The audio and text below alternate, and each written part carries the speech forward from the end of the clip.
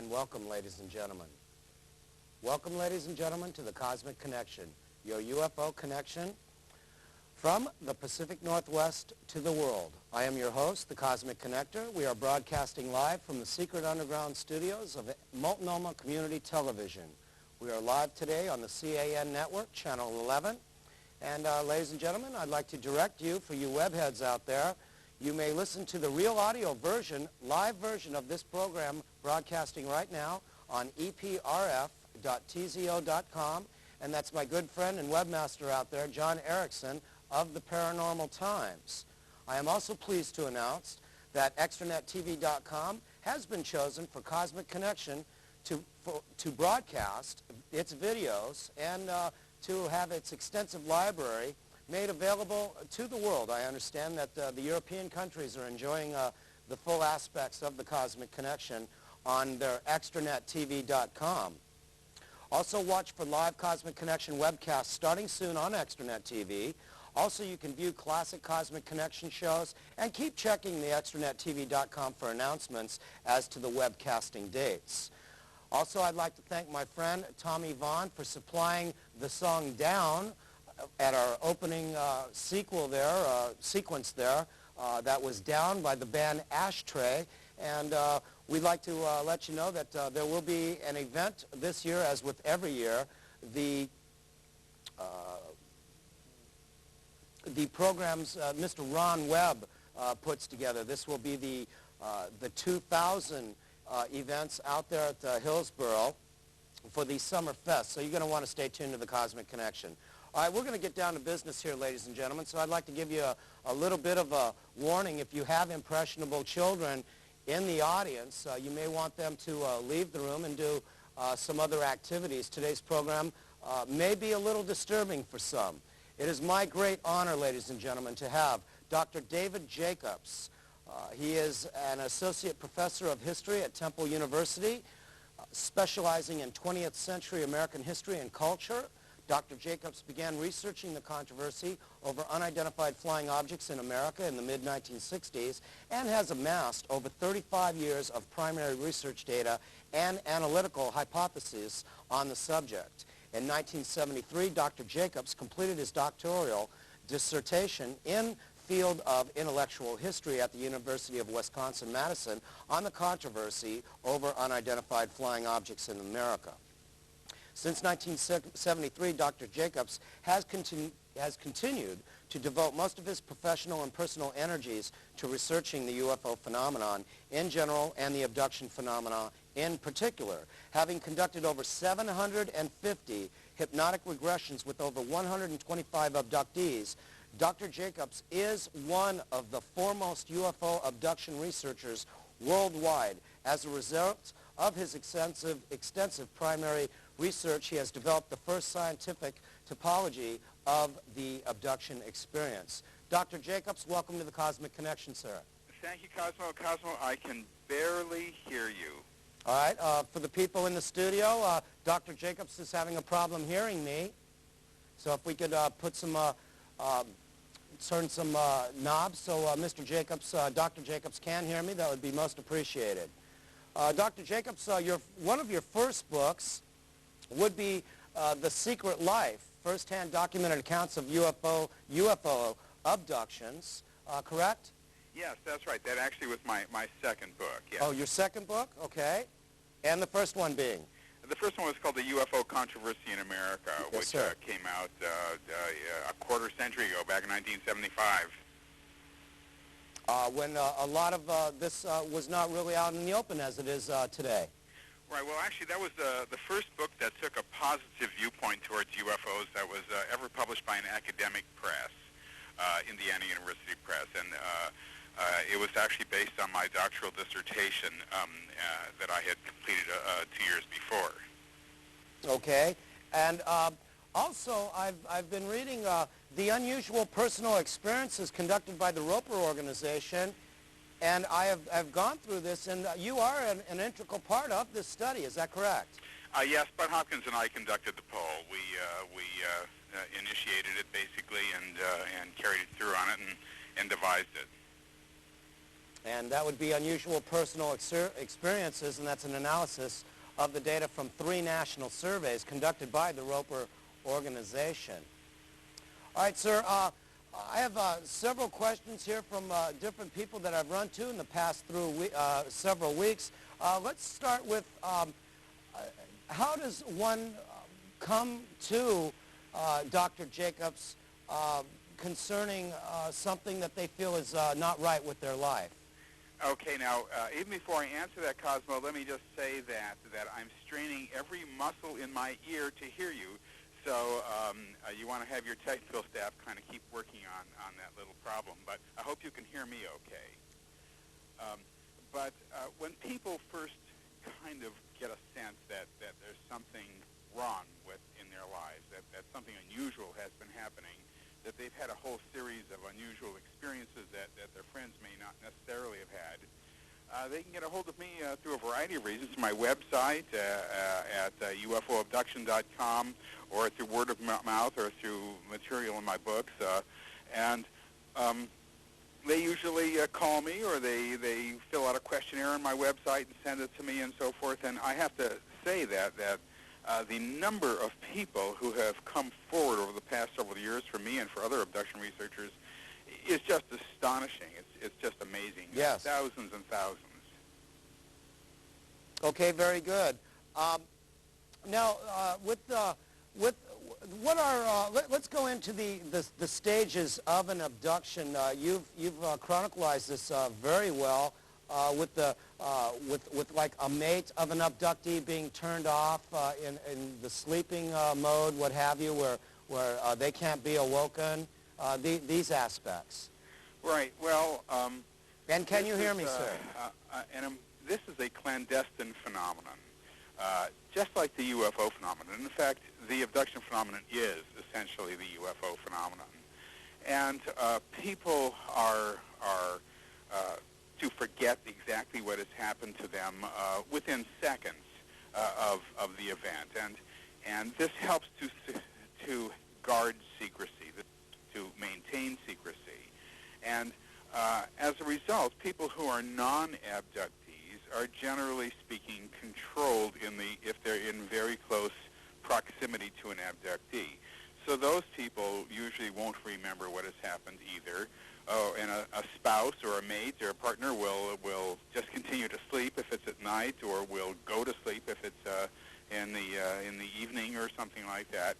And generally speaking, secrecy is therefore maintained. Now, this doesn't always happen, and sometimes spouses will be witness to the events, and sometimes bystanders will be witnesses to the events as well. I think it's basically an imperfect phenomenon, but it's very successful otherwise. Okay, very good. Now, the proximity effect is something that my co-host Dennis, who is not with us today, have discussed. What can you tell us about the proximity effect, and has this occurred to you? Well, no. What we found is that the abduction phenomenon is intergenerational, and we're not exactly sure why that is the case, but that appears to hold true in case after case. Okay, now, speaking of family, it's all in the family, per se. Group abduction, are family members ever taken together where they have at times when they are regressed, or just by consciously remembering seeing one another aboard a craft or in an operating room situation? Yes, this happens all the time. This is extremely common. In fact, I had a case of this just yesterday. And this is a very common situation in which family members are taken together, and independent investigation of the people will they all say the same thing essentially, even though they may not know that the other person what the other person has said, and it has not been discussed in their own family lives. But this is actually an extremely important thing that you've touched on, because the abduction phenomenon is not a kind of single adult event where a person is in the wrong place at the wrong time, and there's a UFO in the vicinity and just sort of scoops him up for some sort of experimental purposes. It doesn't seem to be that. In fact, families are abducted together all the time. They verify each other's experiences, And people who are abductees and who are just friends are abducted together and can verify each other's experiences as well. It's not just a question of one person fantasizing something and there's no corroborating evidence. And just for those of you who are tuning in late, ladies and gentlemen, we have the great Dr. David M. Jacobs. He is a UFO researcher, but his primary subject is in conjunction with the abduction phenomenon. And his website, ladies and gentlemen, is at ufoabduction.com. That's ufoabduction.com. All right, sir, we're going to go back to Secret Life, the UFO first-hand documented accounts of UFO abductions. The family abduction, what is it that the aliens are abducting people for against their will? Well, we used to think that it was an experiment, a study, a learning situation, using kind of a do if we encountered another species on another planet. And in fact, most UFO researchers still tend to think along those lines because it's difficult to think along other lines without much evidence. But evidence has been coming forward with tremendous speed in the last 15 years or so. And now we realize that this is not an experiment. It is not a study. It's not a learning situation. What it appears to be is a program. It's a program of physiological exploitation by one species over another. It is reproductively oriented. As a program, it has a beginning, a middle, and an end, and it appears to be goal-directed. Oh. In other words, they are doing something to us for a specific reason, and they don't want us to know about it. Wow, amazing. Amazing. And you haven't been able to even get close to this, is that correct? Well, we have. Actually, I have a third book out, which is horribly titled The Threats, which is not my title. It's Simon & Schuster's, but where I talk about what the meaning of this is and what our latest information and what we've learned about this in the past, in the past 8 years, actually.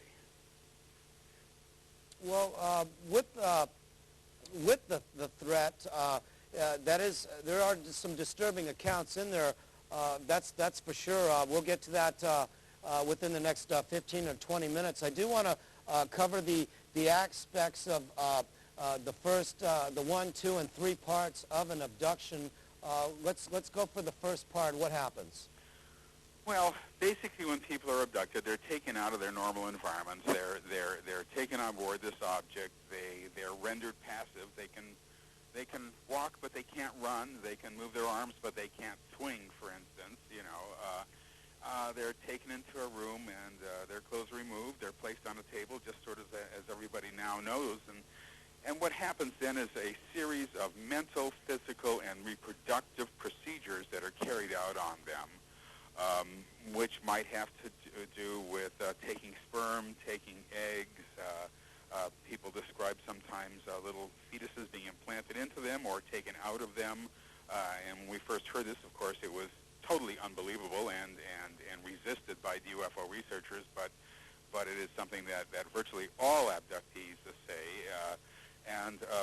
And they will have mental procedures run on them whereupon there's staring procedures where there's what we hypothesize is a neurological engagement through the optic nerve, which will stimulate various neural sites within the brain, and for reasons that we're not fully sure of. And what we have here is a complex series of events, really quite complex, and yet within a narrow band as well. And procedures, we know enough about this situation now so that we have been able to identify specific instruments used in these procedures, and when an abductee begins to talk about the being next to him or whatever is holding a specific instrument, we can tell pretty closely what's going to happen next and what that instrument is going to be used for. And so we've been able to identify a lot of what these procedures are all about, and we're not exactly sure why for them all, but we know sort of what is happening to a certain extent. Well, that brings to mind, we've had Mrs. Betty Hill on this program, and she was the one that brought up a needle-like device inserted into her navel, and this was 1961. That's correct. Actually, the Barney and Betty Hill case was the first case that came to public consciousness. There was actually another case that was published just a year before in a British UFO journal called Flying Saucer Review that dealt with a case of a guy in 1957 in Brazil who also said he was abducted. This was a law student who later became an attorney. Was this Antonio Boas? Yeah, Antonio Villas-Boas, that's yes. exactly right. And he also indicated reproductive activity that was going on. And oh, I'll say. Yeah, and Betty Hill said that they inserted wasn't an actual pregnancy test. Oh, is that right? But both of these were reproductively oriented, and of course they took a sperm sample from Barney Hill, which was so embarrassing to him yes. that when the case was written about, the investigator, a guy named John Fuller, purposely left that part out on Barney's wishes. Yes. And he did us a favor because, of course, most men will describe this almost every time or quite frequently, and nobody could ever say that they picked it up in the Barney and Betty Hill case. This was sort of independently done by most yes. people, not knowing that, in fact, that it happened in the Barney and Betty Hill case itself.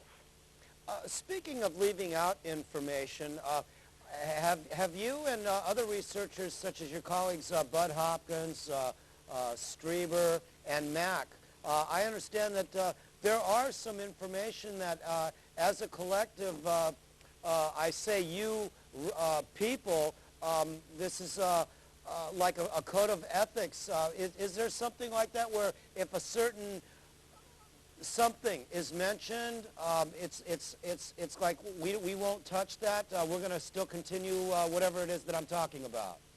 Well, first of all, let me just do a little corrective. Whitley Strieber's not a UFO researcher and has never done the primary abduction research. Very good, sir. He's not part of this kind of world, but he might have had abduction experiences himself.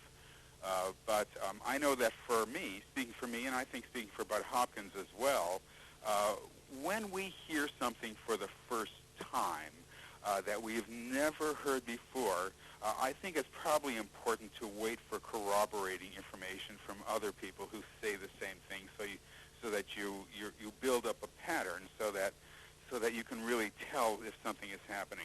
The problem is that most of these stories, most of these narratives are uncovered through hypnosis, and it's the weakest information, it's the weakest evidence one can have. I mean, it's memories recovered through hypnosis of all the darn things in the world, and the hypnosis is administered by amateurs, and we are all amateurs. Okay. And so then you get these stories, and working out a methodology for trying to figure out who is telling what version of reality is correct has been a very difficult thing for people to do over the years. But I think that we've been able to make a very good stab at it. And one of the ways is simply is to wait for corroboration from other people to see whether or not you're looking at a pattern of testimony if you've never heard that testimony before.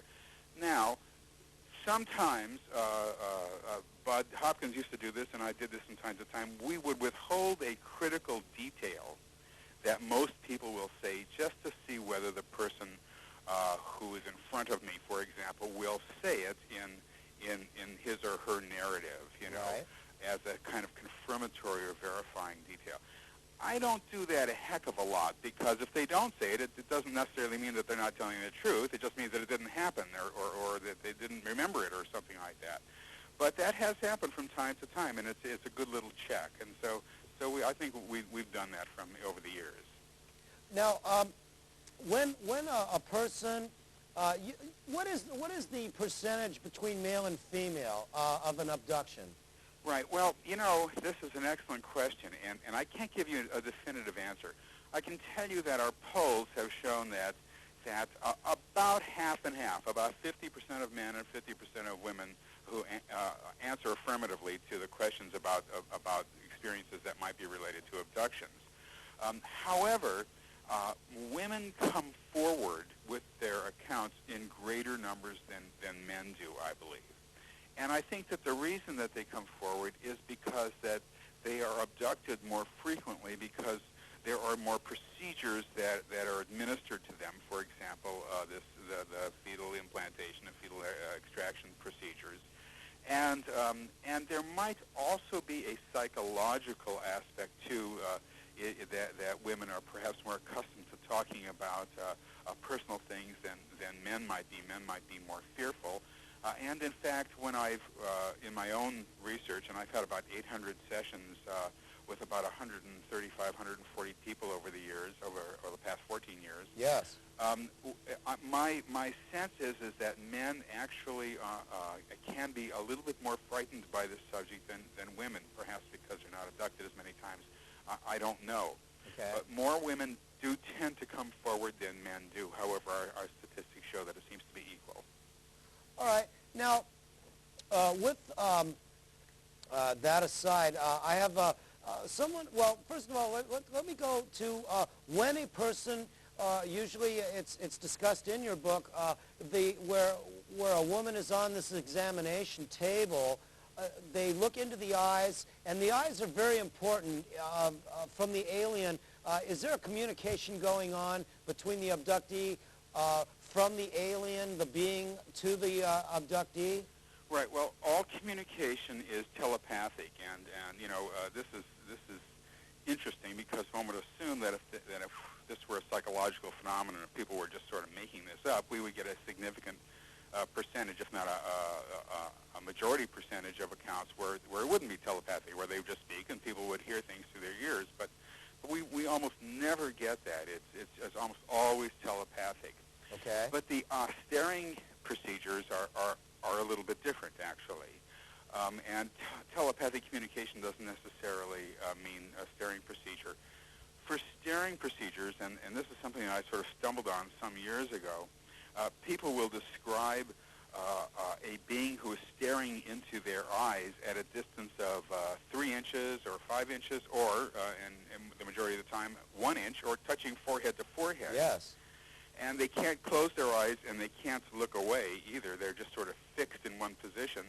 And we feel that this is the point when there's this kind of neurological engagement, and we've been able to amass a certain amount of anecdotal evidence to suggest this, that they are trying in some way to hook into the optic nerve, and then by exciting the optic nerve, which then travels through the optic chiasm and the lateral genicular body and into the visual cortex and so forth, they can then go ahead and excite other neural pathways. And you know, it's such an odd thing that to think of, and to when I first wrote about this, I was very careful, and this sort of goes back to your other question, that I didn't publicize this. I didn't write about it in even the most esoteric UFO periodicals or journals.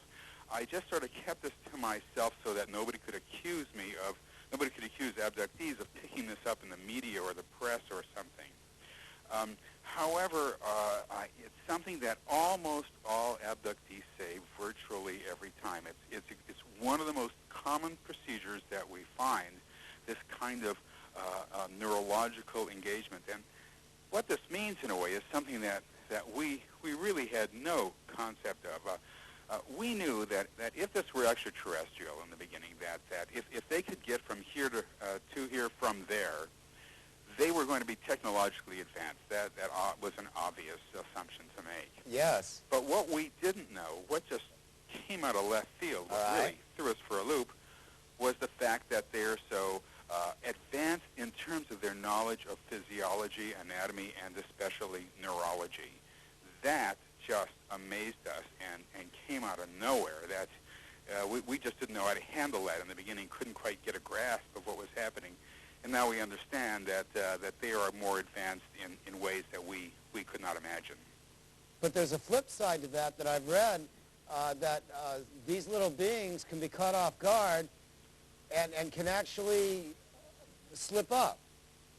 Well, I mean, not all the time, but it has happened. Am I correct? Yes, absolutely. When you're dealing with living, sentient beings then there is one law that applies throughout the universe, and that's Murphy's Law. Yes. And we have found that mistakes are made, that problems happen, that people, when they're put back, they'll be put back in the wrong bed or the wrong room, or when they get their clothes back on, they'll be wearing their clothes inside out or backwards, or somebody else's clothes. And we have a number of cases where a person at night suddenly wakes up in the morning, they're wearing somebody else's clothes, and they don't know who that person is, you know. Sure.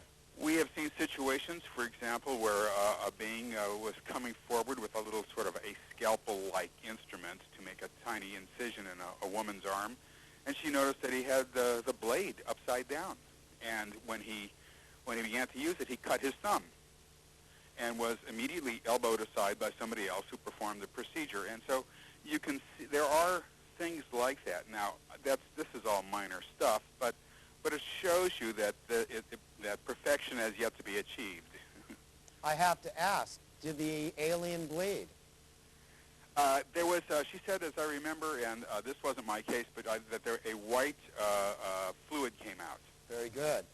Now, on page 330, Appendix C, in Secret Life, First-Hand Document Accounts of UFO Abductions, penned by David M. Jacobs, ladies and gentlemen, we have the common abduction scenario matrix. We have the primary, secondary, and ancillary. And we have the physical. This would be examinations, secondary machine, ancillary, miscellaneous physical. Let's go through that, Doctor. The tissue samples, and then the enveloping, scanning light, miscellaneous, and then to the physical surgery, pool, cures, pain, what have you. Actually, as you say that, I've got to grab my book here and remember what this is. Well, you're the first one to ever put this down that I've seen, sir. Well, you know, this little matrix, which it looks real simple on the surface of it, was actually the product of about 3 years. Oh, I'm sure it is. Research and I definitely respect and admire what you've done to put this together. This is a lot of work that you've got on these 3 lines here. Right, and it went through various stages of roadblocks and dead ends until suddenly it occurred to me sort of how this thing fell into place, and I've refined it and all that. And I actually wanted to use it as kind of the centerpiece of the book, but Simon & Schuster said, no, just put it in the appendix. So there it is. Well, again, I'd like to bring it up just for the audience and for whatever it may be worth to you, sir. I would like to thank Simon & Schuster, sir. That company, they were just great to us. We got the information that was sent to us immediately. Everything that I asked for and more was taken care of, and I would be remiss if I didn't thank Miss Kimberly Saunders, her team, and the people that work for her out at Simon & Schuster, sir. Right, You need to be proud of those remember people. that Secret Life was really the first book by a UFO researcher ever on UFOs that was ever published by them. And they took a chance on me, and then they went ahead and published the Threats, which is really quite far out, and so they'll have my undying respect forever. I have nothing but praise for Simon & Schuster, I must say. They've been extremely good. But in this common abduction scenario, what you have is a series of kind of primary experiences that happen to most people most of the time. That's the best way I can say it. Okay. Which has to do with implants in people's nasal passages and in their ears and tear ducts and so forth, with these kind of staring procedures that we just kind of discussed that have different significances, and then in reproductive areas with sperm and eggs and all that kind of things. Then there's secondary experiences which happen once in a while, but they happen to most people, and they happen with a certain amount of frequency, where they are put machines are placed next to their body, or they're placed in machines, or machines are placed over their bodies, and lights flash, and they might hear a humming sound or something, and we have absolutely no idea what these machines are or what they're for. In all the years that we study this, we still do not know this, because these beings don't tell people what they are, and abductees therefore can't tell us. So we just don't know what these machine type investigations are. Then we have these sort of odd staring procedures where a being will stare into a person's eyes, and the person then will will see things. They'll envision things in their mind. They might envision horrible, disastrous, and catastrophic events. The Earth cracking in half, atomic war, whatever, meteors hitting the Earth, or they might envision routine and mundane scenes of everyday middle-class existence. Or they might envision sort of geometric shapes and colors and things like that going across the screen, or across their mind, rather. Sometimes they will see these same types of scenes on a screen-like device. Okay. Where their attention will be directed to a part of the room that they're in, and they will look on this screen-like device, and there will be these kinds of scenes. And we're not exactly sure what all this means. I think we're honing in on this, but this is once again an extremely common aspect of the abduction phenomenon, and most abductees are clueless. They are as puzzled as we are as what it is that they're seeing. Okay. Now, how about the players in the room? I've read Katarina Wilson. Are you familiar with her? Yes. Mm-hmm. Okay. I've read where we have a hierarchy, if you will, aboard the ship. We have the little gray guys. We've got a tall doctor. Sometimes a reptoid is mentioned. What can you tell us and the audience of the Cosmic Connection about the hierarchy, and who are the players on board? Right. Well, actually, now you're getting into a little bit more of a controversial area, because yes, one of the problems here is that when people undergo hypnosis, especially for the first time, the first 2 sessions, confabulation can sometimes be high. They can say things that they think are true, but are not necessarily true. And I've read sometimes they want to make you happy. That I guess that can happen. I think that's overplayed dramatically. I haven't really found any serious instances of that. Most of the time, they're remembering things that are so strange they don't even want to tell you, because it's going to make me think that they feel will make me think that they're crazy or something. So in the first couple of sessions, it sometimes is very difficult for them to say what they're remembering. But basically, when they confabulate, they tend to confabulate in 3 areas, and the number 1 area of confabulation is description of aliens.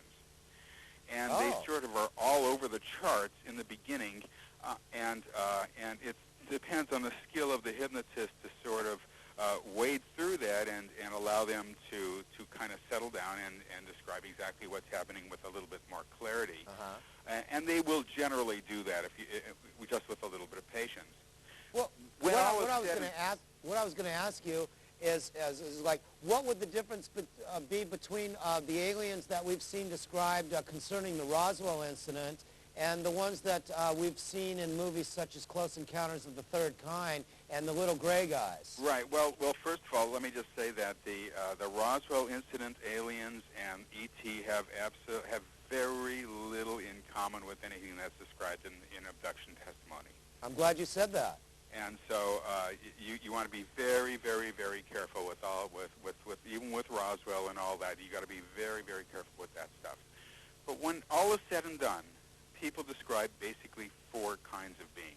Okay. They describe the small gray. They describe sort of the standard government issue aliens that we all know and love. Little gray guys and who are sort of gophers and assistants and so forth, and then taller ones, taller gray guys who do more of the complicated procedures. They describe beings who they consider to look more reptilian-like, and we have very little knowledge of this group, very little knowledge. Okay. They describe ones that look more insect-like, and they describe ones that look more human-like. Now, the human-like ones I'm going to have to put off to the side right now, because that's a little bit of a different story. From what we can tell, the pecking order down to the smallest gray beings. So we see not only a hierarchy of authority, but we also see a division of labor within this context. Now, here's the bottom line. The bottom line is that they're all seen together. They're all on board the objects together. They all do the same procedures. They're all working for the same goal. Right. In other words, We do not see a differentiation of goal or task, of goal primarily, by the way they look. That means that we're dealing with a single unified society here that is conducting what we're looking at in terms of the abduction phenomenon. Before, I'd like to go into the threat here, but significant breakthrough in the research of trace physical evidence of alien abductions may have been uncovered in ordinary household dust, according to biophysicist Dr. William C. Levengood of Pylandia Biophysics Laboratory of Michigan. Microscopic glassy particles have been found in household dust of individuals claiming to be abductees. Glassy particles have been found in bedrooms, kitchens, family rooms, hallways, basement stairs, and so on. Glassy particles have not been found in dust where abductions are not known to occur. The glassy particles come in a variety of shapes, including hollow or solid spheres. The particles are occasionally amber in color and vary in size from 1 micron or more. What can you tell us about this statement, sir? Well, not a whole lot.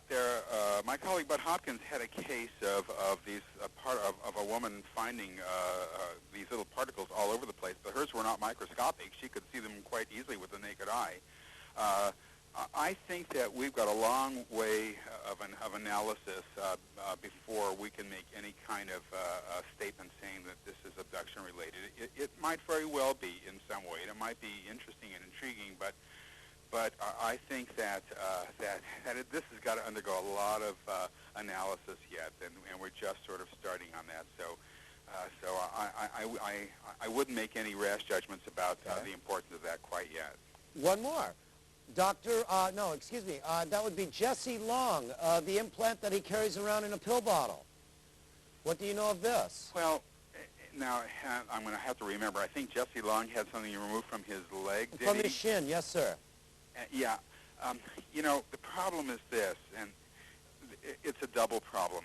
The first problem is that the implants that have been removed from people's legs or from people's feet or places like that are not normal places where abductees indicate that they have implants. In other words, abductees indicate that implants that they have one near their pituitary gland, for example, or near their or one that was stuck way in past the eardrum or whatever. But usually in the head area, that's generally speaking where we see most of them. Well, then Whitley Strieber would come to mind, and with Dr. Lear trying to grab something from an incision that he made in Whitley's ear, and the thing moved. What do you think of that story? Well, it certainly is possible, but I think that they got to capture it and lasso it and haul it out and then examine it. And even then, the problem is this, that everything in the universe is made up of the same elements. So, as Carl Sagan liked to say, we are all made of star stuff, and that is true. So what happens is you get something that is an artifact of some sort, whatever, and you take it apart and you analyze it for its constituent elements, and it's got a certain amount of carbon and a certain amount of nitrogen and a certain amount of this and a certain amount of that. And then the question is, well, could this in some way have, originated on Earth? And the answer almost always is going to be, well, yes, it could have.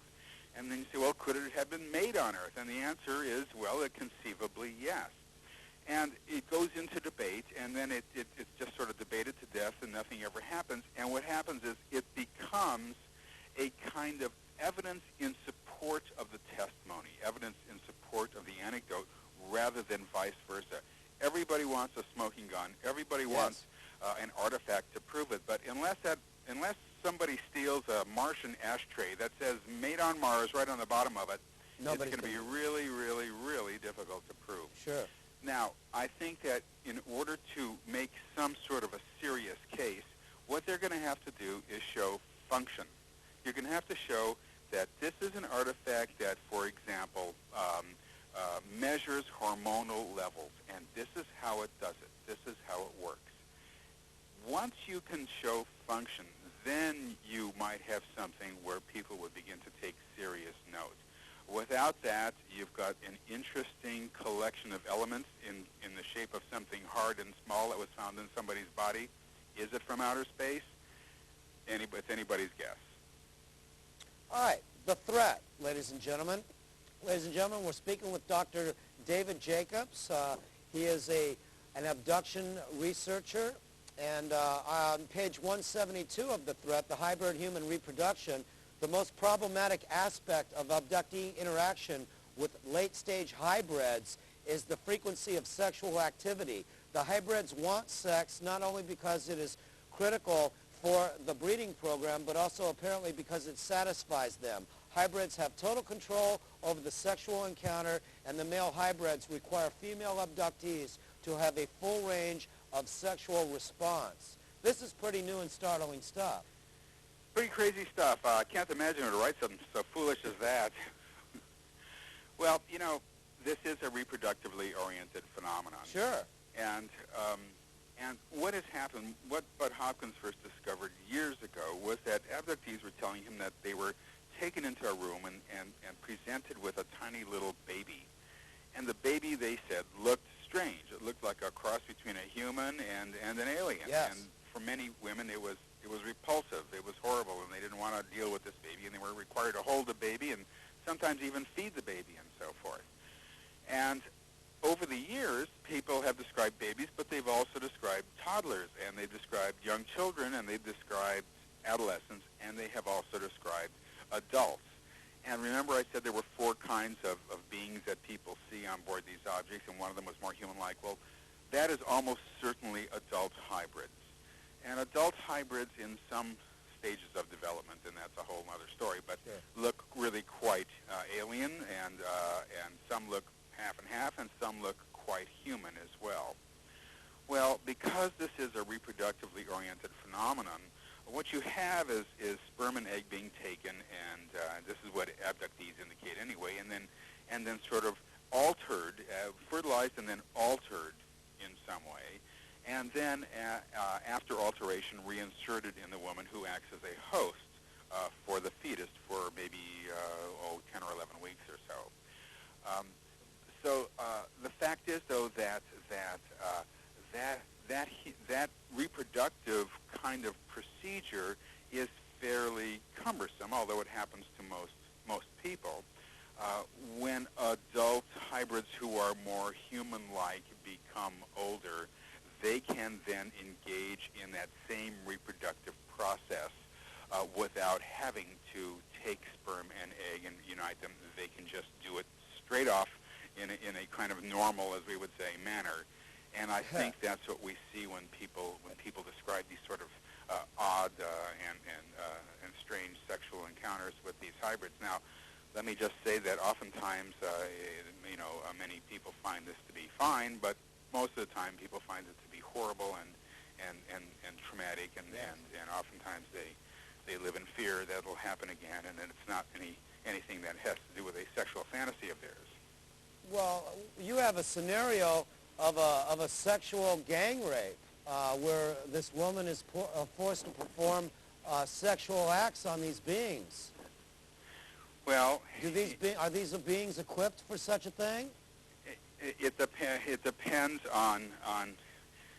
Now, I have to say that even discussing about this is embarrassing to me, but this is one of those situations where enough people begin to talk about it when I'm literally forced to kind of go forward with it as a real event, rather than sort of putting it aside because of my own particular embarrassments, you know.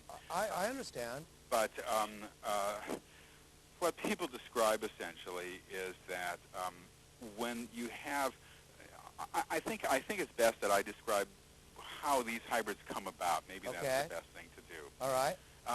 I used to think that what you did was you took a sperm, you took an egg, and then you put them together, and you made an alteration in the zygote or the gamete or whatever, and so that you get, let's just say, for the purposes of argument, alien DNA, and even though I don't know whether there is DNA, but let's just assume that that is the case. All right. And there's an insertion of alien DNA which causes a certain effect that these beings want in the fetus that is eventually developed. Well, what happens then is you take, when that fetus is removed, you then take the woman's egg and a man's sperm, put them together, and you take DNA from that fetus, from that hybrid. And then you're going to get a fetus that looks a little bit more human rather than sort of a mixture as before.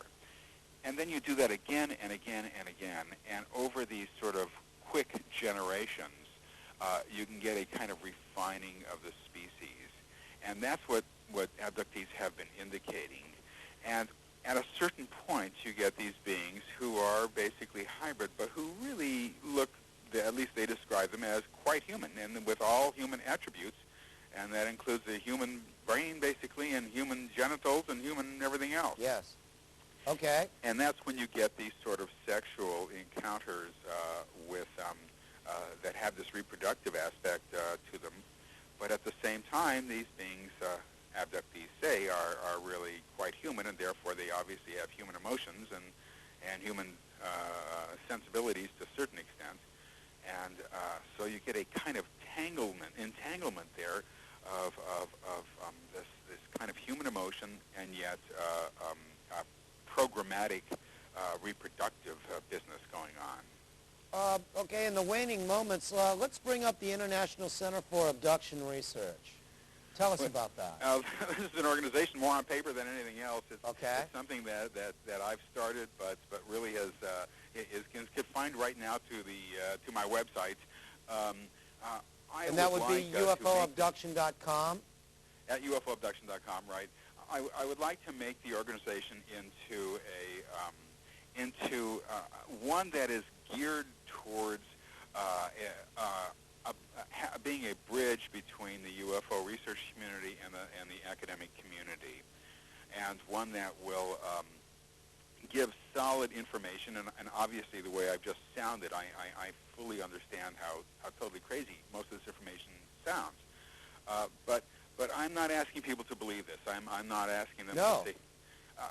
What I want them to do basically is just sort of engage with the data in a productive way, and look and see what we've got and make their own judgments. I mean, we have a tremendous amount of information, evidence, weak though it may be. We have tremendous amounts of it.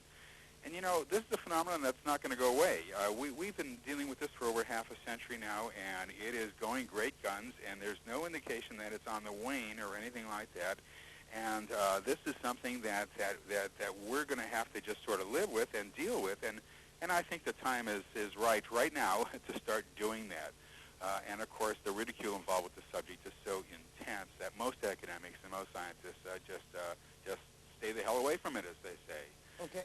And this is really an unfortunate situation, because even if they don't believe it's happening, what we have is a phenomenon, and the phenomenon is that tens of thousands of people are coming forward and saying this is happening to them. That's the phenomenon. To bring up, you've made a statement. You wish that this were not true. I do wish this were not true. I mean, it has to do with what this is all about. You know, back in 1947 or so, Enrico Fermi, the famous Italian physicist who came here in the United States, posited what's called the Fermi paradox. He looked up. He said, "Listen, if there are aliens out there, we would be seeing them. I mean, and we're not seeing them. So if there are aliens, where are they? That's the Fermi paradox. They should be there, and we don't see them. Okay. The idea being they're probably not there." In 1975 or thereabouts, two other scientists independently came up with another theory. And the theory was,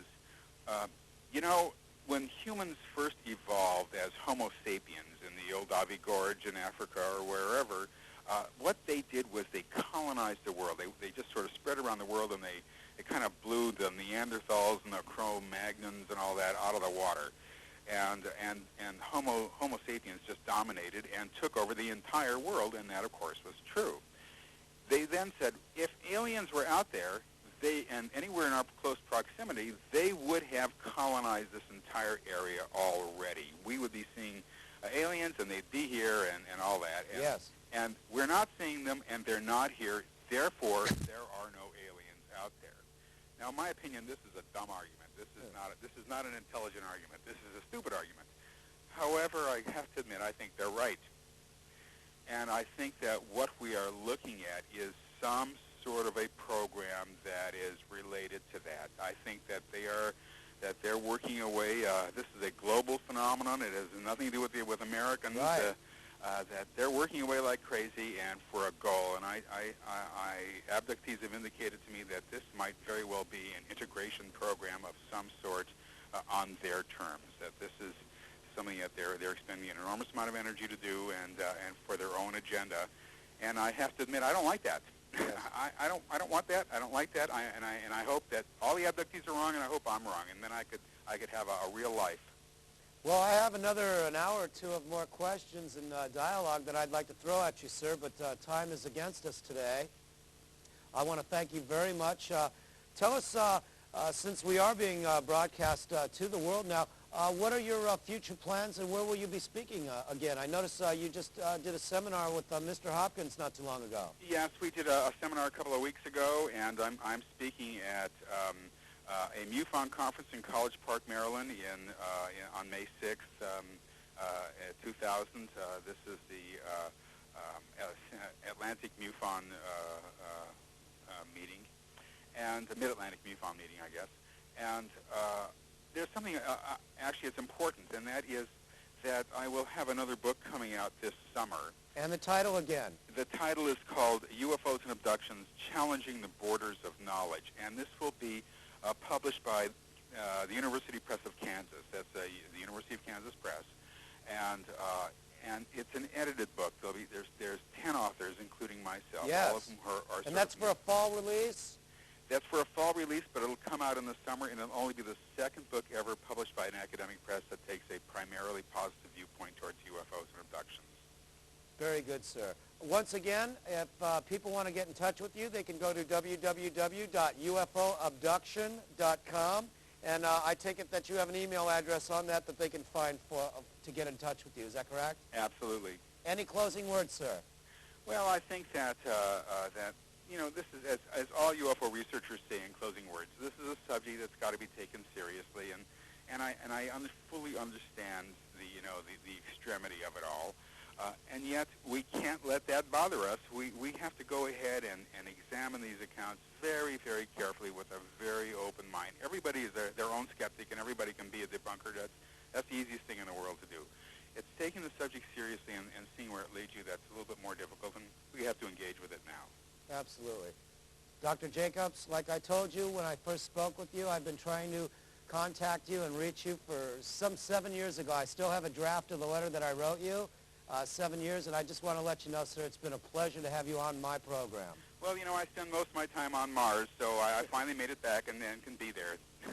Very good, sir. Good health and good luck in your future endeavors, sir. Thanks a lot, Cosmo. I really appreciate it. Very good, sir. Goodbye. Well, ladies and gentlemen, 55 minutes with the good doctor. We hope you've learned something, and we hope you will look into The Threat and Secret Life by Dr. David M. Jacobs.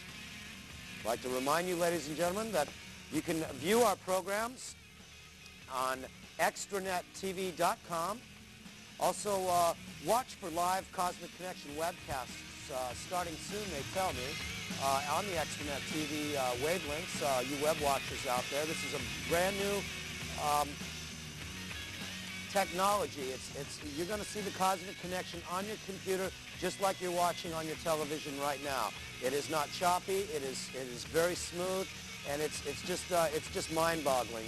This brand new technology, and I'd like to thank the tag team of R&R out there for finding us and showing us some interest in the Cosmic Connection. I'd also like to thank Chris Perry for the information dealing with the Life UFO magazine articles that I've seen, and to our staff of researchers out there, the Peterson, Gross, Metz, Clifford, Perry team. We want to thank them also. I want to thank my friend Tommy Vaughn of Ashtray for the musical interlude. We're going to go out with Soren's Marching to Pluto, Pluto's March, that Soren and his friends put together for the Cosmic Connection. Our next show, ladies and gentlemen, will be May 7th. Again, I'd like to thank Roberto Aguilera out at the La Costita Mexican restaurant out there in beautiful Clackamas. That's 14626 Southeast Sunnyside Road. La Costita Mexican restaurant with Roberto Aguilera, who always takes care of the Cosmic Connection out there in beautiful Clackamas, Oregon. Again, I am your host, The Cosmic Connection. If you'd like to go to our website, you may go to www.eprf.dzo.com. And if you'd like to talk to Cosmo at the end of the program, please call 491-7434. We'll see you in about a month. Ladies and gentlemen, Portland, my friend Billy Goodman, good evening. Thank you.